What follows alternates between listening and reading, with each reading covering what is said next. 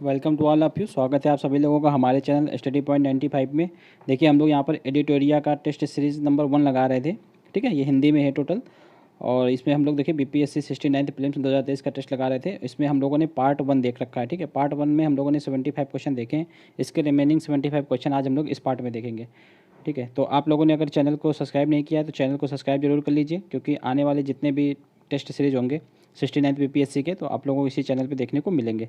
ठीक है, जैसा कि आप लोगों को पता होगा कि इसमें दृष्टि IAS का एक टेस्ट अपलोड कर दिया गया है। ठीक है, दृष्टि का IAS का उसके आज आज ही आप लोगों का दृष्टि IAS का टेस्ट नंबर 2 भी अपलोड कर दिया जाएगा, और उसके पश्चात एडिटोरिया का टेस्ट नंबर 2 अपलोड किया जाएगा। ठीक है, तो आप लोग जैसा रिस्पॉन्स रहेगा उसी हिसाब से आप लोगों को वीडियो जल्दी जल्दी मिलेंगे, इसलिए आप लोगों को जैसा भी वीडियो लगे कमेंट में ज़रूर बताइएगा।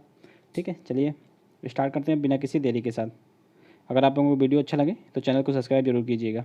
देखिए यहाँ पर आज का पहला क्वेश्चन और ओवरऑल 76 नंबर क्वेश्चन है कि शुद्ध जल का त्रिक बिंदु कितने दाब पर होता है। ठीक है, शुद्ध जल का त्रिक बिंदु जो है वो कितने दाब पर होता है, तो वो होता है 611.65 पास्कल पे। ठीक है, राइट आंसर इसका क्या हो जाएगा, ए हो जाएगा। नेक्स्ट देखिए 9.467 इंटू 10⁻15 का कोटिमान कितना होता है, तो इसका कोटिमान होता है 15। ठीक है, राइट आंसर इसका सी हो जाएगा।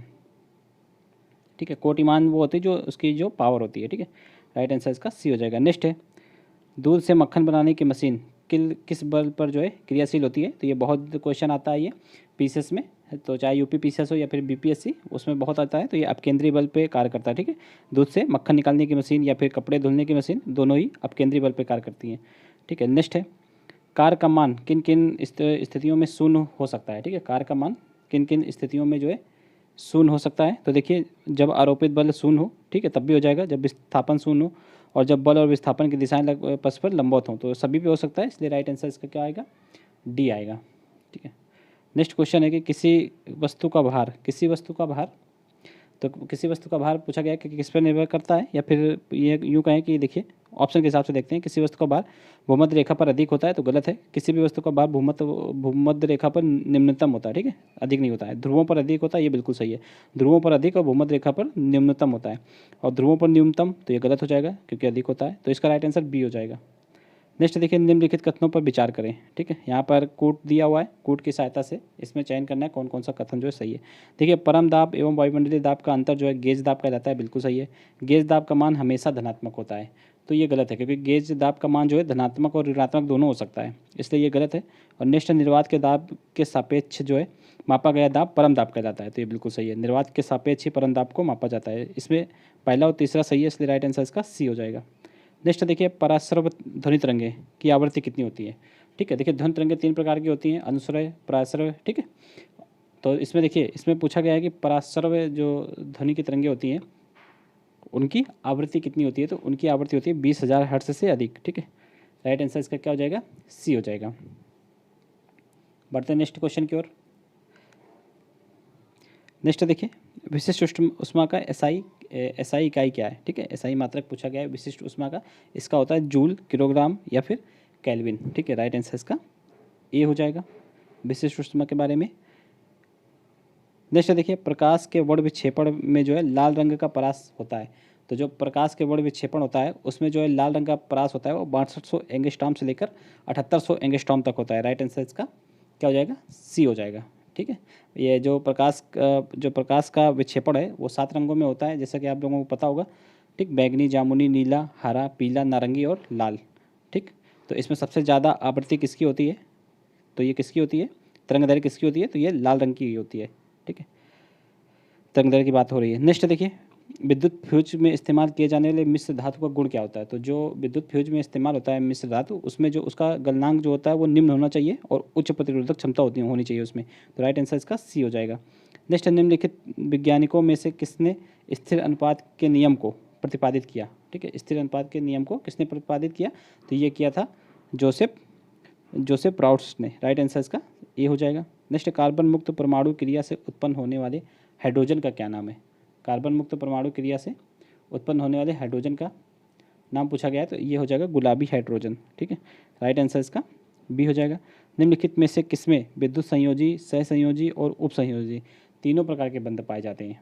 ठीक है, तो किस में पाए जाते हैं, देखिए ये अमोनियम क्लोराइड में पाए जाते हैं, ठीक है। अमोनियम ब्रोमाइड में भी पाए जाते हैं, ठीक है। तो इन दोनों में पाए जाते हैं तीनों प्रकार के बंध। तो इसका राइट आंसर क्या हो जाएगा, उपयुक्त में से एक से अधिक, ठीक है। और कार्बन कार्बन मोनोऑक्साइड में कौन से बंध होते हैं, तो ये इसमें सहसंयोजी और उपसहसंयोजी दो प्रकार के होते हैं, ठीक है। विद्युत संयोजी नहीं होते हैं इसमें। नेक्स्ट देखिए, किण्वन का प्रयोग निम्नलिखित में से किसके निर्माण में किया जाता है। किण्वन यानी कि जो सड़ाने की प्रक्रिया होती है एक तरीके से किण्वन, तो उसमें मतलब किस में होती है, तो देखिए शराब भी उसी से बनता है और दही भी उसी प्रोसेस से बनता है, ठीक है। किण्वन के प्रोसेस से साथ ही साथ ब्रेड भी बनता है। तो राइट आंसर इसका डी हो जाएगा, उपयुक्त में से एक से अधिक। नेक्स्ट है, प्राकृतिक स्रोत और अम्ल में निम्नलिखित युग्मों में से कौन सा युग्म सही सम्मिलित है। जैसे कि देखिए इसमें दही, इसमें पूछा गया कौन सा जो सही सम्मिलित है। दही में क्या होता है, लैक्टिक एसिड होता है, ना कि एस्कार्बिक अम्ल होता है। संतरे में क्या होता है, संतरे में होता है सिट्रिक एसिड, ठीक है। यहाँ पे एस्टिक लिखा है, एस्टिक होता है सिरके में। टमाटर या पालक में ऑक्जेलिक अम्ल होता है, ये बिल्कुल सही लिखा है। राइट आंसर इसका क्या हो जाएगा, सी हो जाएगा, ठीक है। एस्कॉर्बिक अम्ल किस में होता है, तो ये आंवले में होता है, ठीक है। याद आप लोग याद रखिएगा। नेक्स्ट है, अम्ल या जलीय विलयन में जो है जल के साथ अपक्रिया करके क्या मुक्त करते हैं। जो अम्ल है वो जलीय विलयन में अगर जब जल के साथ अपक्रिया करते हैं तो H+ आयन मुक्त करते हैं, ठीक है। H+ आयन अम्ल, और जो क्षार होंगे वो OH- आयन जो है करते हैं, ठीक है, प्रोड्यूस करते हैं। नेक्स्ट है, कास्टिक सोडा का रासायनिक सूत्र क्या है। कास्टिक सोडा का रासायनिक सूत्र होता है यानी OH, ठीक है। राइट आंसर उसका सोडियम हाइड्रोक्साइड हो जाएगा, यानी कि बी हो जाएगा। नेक्स्ट देखिए, मिलेराइट्स निम्नलिखित में से किसका अयस्क है। मिलेराइट्स ये किसका अयस्क है, तो ये निकल का अयस्क है। राइट आंसर इसका क्या हो जाएगा, ए हो जाएगा, ठीक है। मैग्नीज का होता है पायरोलुसाइट और मैग्नेटाइट। साथ ही साथ मैग्नीशियम का मैग्नेसाइट, डोलोमाइट और कार्नेलाइट, ये मैग्नीशियम को जाएंगे। नेक्स्ट देखिए, अल्फा कण, एक अल्फा कण में प्रोटॉन और न्यूट्रॉनों की संख्या क्रमशः कितनी होती है। तो इसमें 2 प्रोटॉन और 2 न्यूट्रॉन होते हैं एक अल्फा कण में, ये आप लोग याद रखिएगा। नेक्स्ट, निम्नलिखित में से किसे कृत्रिम रेशम भी कहा जाता है। जो कृत्रिम रेशम होता है वो, उसको जो नायलॉन को है वो कृत्रिम रेशम कहा जाता है, ठीक है, नायलॉन। ये देखिए, ये न्यूयॉर्क से इसमें नाय लिया गया था और लंदन से लॉन, तो ये न्यूयॉर्क और लंदन ने मिलकर बनाया था ये कृत्रिम रेशा नायलॉन, ये आप लोग याद रखिएगा, इससे आप लोगों को याद रहेगा। नेक्स्ट, निम्नलिखित में से किस राज्य में जो है दुनिया के सबसे ऊंचे भगवान शिव की प्रतिमा विश्वास स्वरूपम का अनावरण किया गया है। अब यहाँ से लगभग हमको लगता है करंट स्टार्ट है। तो इसमें देखिए, विश्वास स्वरूपम इस प्रतिमा का हाल ही में अभी अनावरण किया गया है। तो ये कहाँ पर किया गया है, विश्वास रूपम का राजस्थान में किया गया है, ठीक है। राइट आंसर इसका क्या हो जाएगा, बी हो जाएगा। नेक्स्ट है, वित्तीय अपराधों में शामिल साइबर क्राइम के विरुद्ध CBI द्वारा किस ऑपरेशन की शुरुआत की गई है। तो ये की गई है ऑपरेशन चक्र की शुरुआत की गई है, ठीक है। राइट आंसर सी हो जाएगा। प्रधानमंत्री नरेंद्र मोदी ने किस राज्य में स्थित मोडेरा गाँव को भारत का पहला 24x7 सौर ऊर्जा संचालित गाँव घोषित किया है। मोडेरा गाँव, तो ये कहाँ पर है मोडेरा गाँव, तो ये पड़ता है गुजरात में, ठीक है, गुजरात में। राइट आंसर इसका ये हो जाएगा। अक्टूबर 2022 में राष्ट्रपति ने राज्यसभा के लिए 4 सदस्यों को मनोनीत किया। निम्नलिखित में से कौन इसमें जो है शामिल नहीं है। तो इसमें श्री कपिल कपूर ये शामिल नहीं है, ठीक है। 4 सदस्य कौन कौन से, PT उषा, ठीक है, इलैया राजा, और बाकी ये 2 आप लोगों को लिखे हैं, वीरेंद्र हेगड़े और विजेंद्र प्रसाद, ठीक है। नेक्स्ट देखें, निम्नलिखित में से किस राज्य में भारत का पहला वानिकी विश्वविद्यालय स्थापित किया जाएगा। वानिकी विश्वविद्यालय स्थापित किया जाएगा तेलंगाना में। इंपॉर्टेंट क्वेश्चन है, ये आप लोग स्टार लगा लीजिए क्योंकि यहाँ पे पहला वानिकी विश्वविद्यालय है, ठीक है। देखिए, इसकी अगर आप लोगों को PDF चाहिए तो आप लोग हमारे टेलीग्राम चैनल को ज्वाइन कर सकते हैं, ठीक है। वहाँ से आप इसकी PDF प्राप्त कर सकते हैं और साथ ही साथ इसका सोल्यूशन आप लोग वीडियो से देख सकते हैं। देखिए, नेक्स्ट निम्नलिखित में से किस राज्य में दुनिया के सबसे ऊँचा मतदान केंद्र खोला गया है।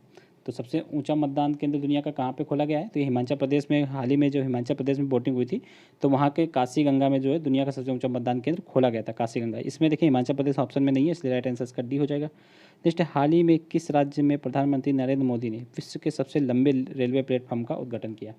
देखिए, अभी हाल ही में जो है कर्नाटक में हुआ है सिद्धारोड़ा रेलवे स्टेशन, ठीक है, उसकी लंबाई सबसे ज़्यादा हो गई है। इससे पहले गोरखपुर स्टेशन की लंबाई सबसे ज़्यादा हुआ करती थी।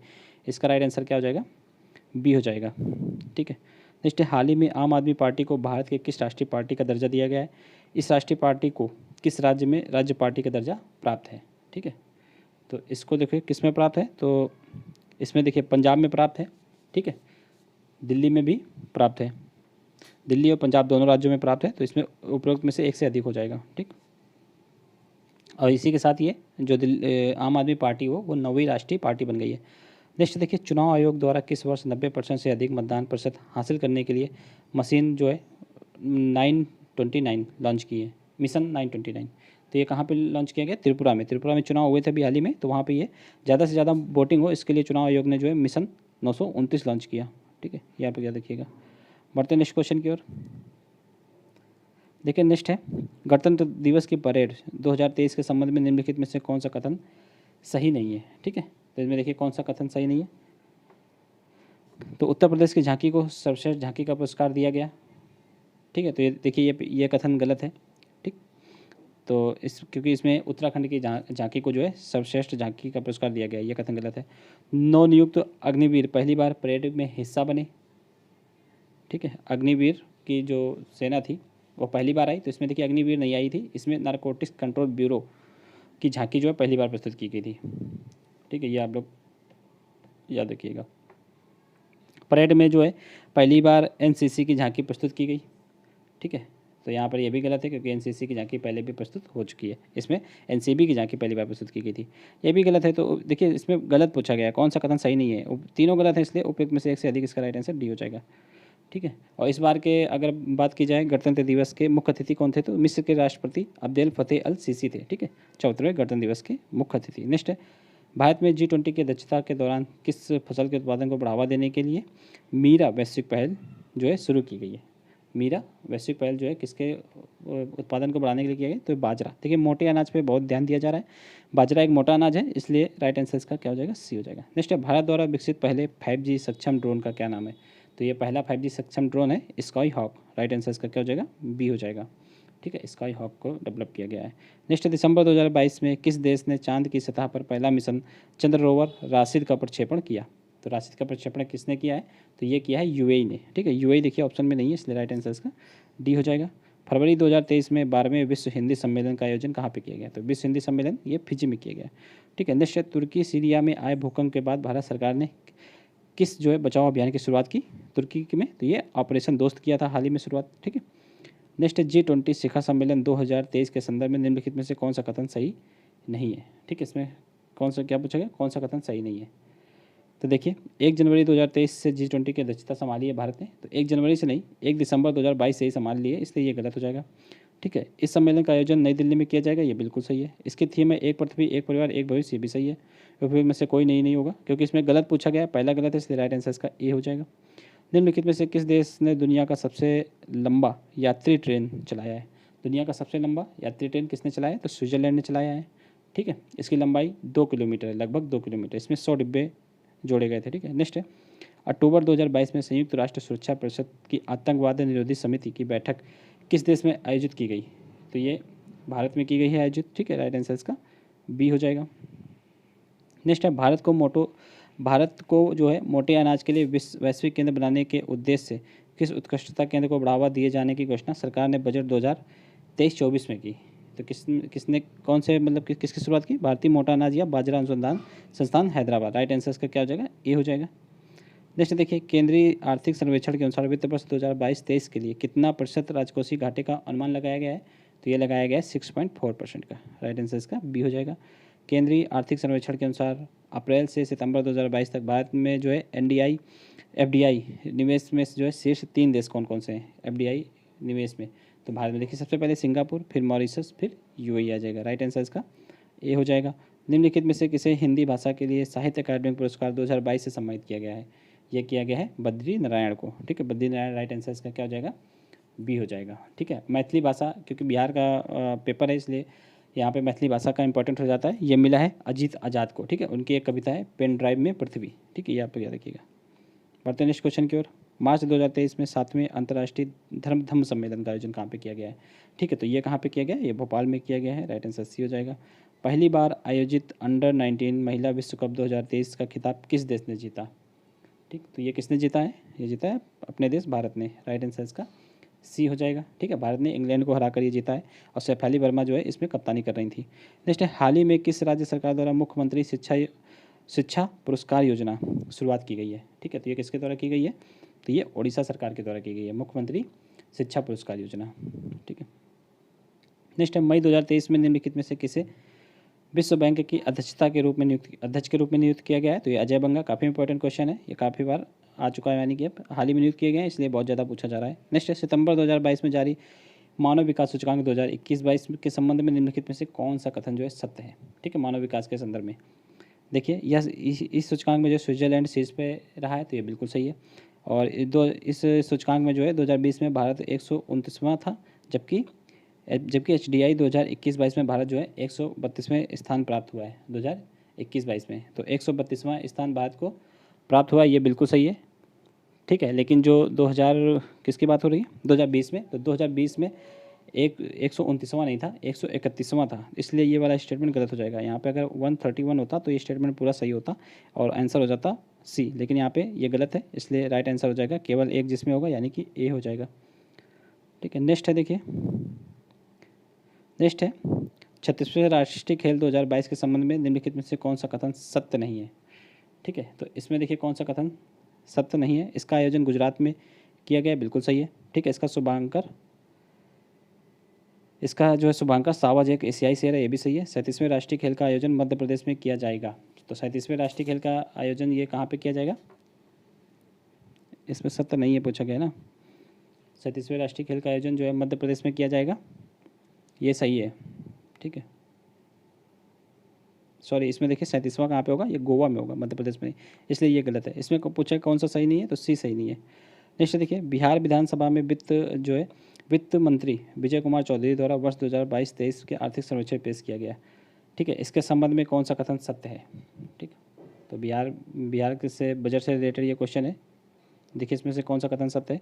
तो ये बिहार का जो है 17वां आर्थिक सर्वेक्षण है, ये बिल्कुल सही है। 21-22 में बिहार का आर्थिक विकास दर जो है 10.98% है, ये भी सही है। आर्थिक विकास दर के मामले में बिहार जो है देश में तीसरे स्थान पर है, ठीक है।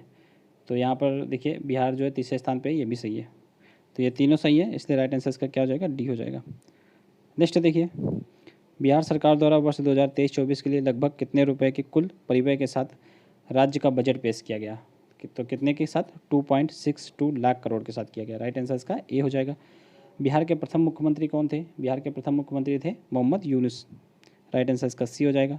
बिहार विधानमंडल से के संबंध में निम्नलिखित में से कौन सा कथन सही नहीं है। तो देखिए इसमें विधानसभा में आरक्षित सीटों की कुल संख्या 40 है, ठीक है, बिल्कुल सही है। विधान परिषद में आरक्षित सीटों की संख्या 6 है, ठीक है, ये भी सही है।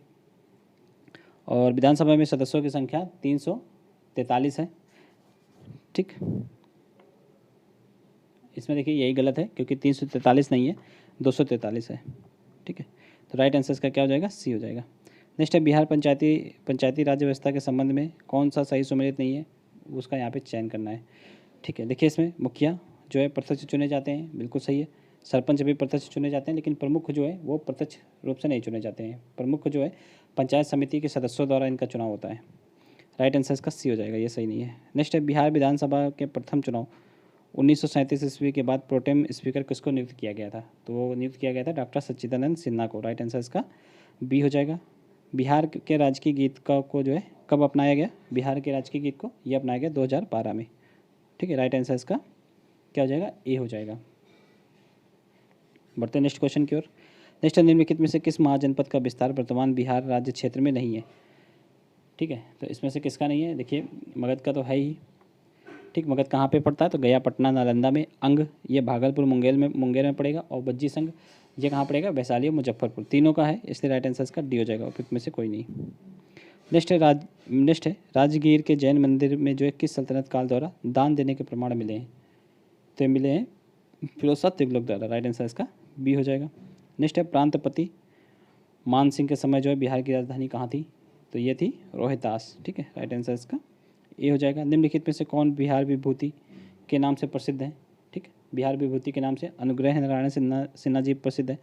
राइट आंसर इसका क्या हो जाएगा, सी हो जाएगा। निम्नलिखित में से कौन सी नहर जो है गंडक नदी से संबंधित है।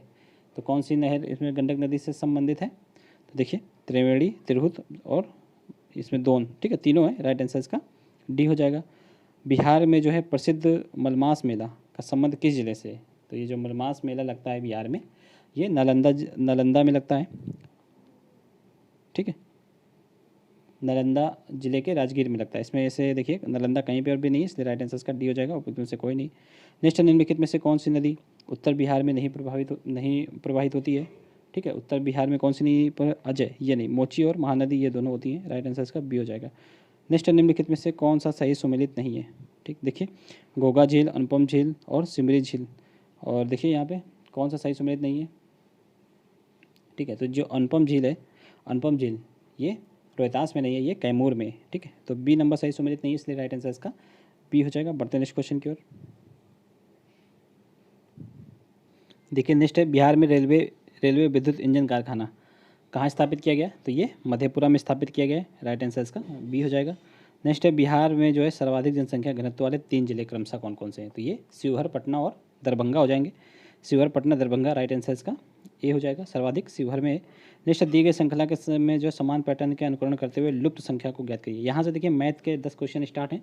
यहाँ पे हम आप लोगों को मैथ सॉल्व नहीं करवाएंगे, मैथ के सिर्फ और सिर्फ आप लोगों को आंसर बता दिए जाएंगे, ठीक है। तो देखिए यहाँ पर इसका आंसर हो जाएगा बी, ठीक है। 142 नंबर का आंसर। मैथ आप लोग सॉल्व कर लीजिएगा, क्योंकि यहाँ पे स्क्रीन प्रॉब्लम है, तो स्क्रीन की वजह से उसको सॉल्व हो नहीं पाएगा पूरा, ठीक है। इसका राइट आंसर हो जाएगा ए, ठीक है। 143 नंबर का राइट आंसर हो जाएगा डी, ठीक। उपयुक्त में से कोई नहीं, क्योंकि जो इसमें आंसर निकल के आएगा वो 12 मीटर निकल के आएगा, ये आप लोग याद रखिएगा, ठीक है। 144 में आंसर हो जाएगा यहाँ पर सी, ठीक है। 145 में आंसर हो जाएगा ए, वर्ड रिलेशन पूछा गया यहाँ पे, बेटी कहलाएगी। नेक्स्ट है 146, इसका राइट आंसर हो जाएगा ए। 147, इसका राइट आंसर हो जाएगा सी, ठीक है।